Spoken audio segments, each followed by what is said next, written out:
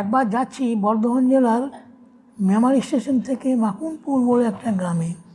এটা মাদুলি বিক্রির জন্য নয়, মাকুমপুরে শচীশ কবিরাজের শ্বশুরবাড়ি।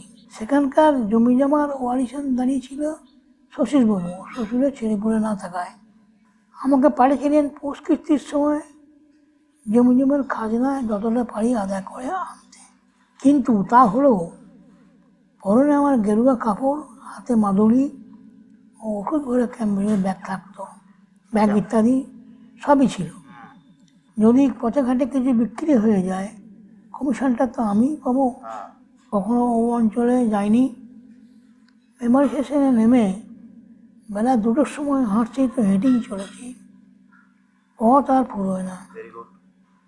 এক জায়গায় একটা ছোট্ট বাজার পড়লো, সেখানে কিছু খেয়ে নিয়ে আবার হাঁটি। গ্রামে গ্রামে ওষুধ বিক্রি করে বেশ কিছু রোজগারও হয়ে গেল। দেরি হলো বিশেষ করে সেই জন্যে।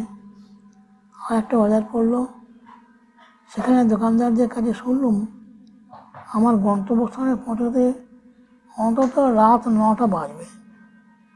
কিন্তু সকলেই বললে সন্ধ্যের পরে আগে গিয়ে আর পথ হাঁটবেন না ঠাকুরমশাই। এইসব দেশে ফাঁসুড়ি ডাকাতের বড় ভয়। বিদেশি দেখলে মেরে ধরে শত কেনে নেয়।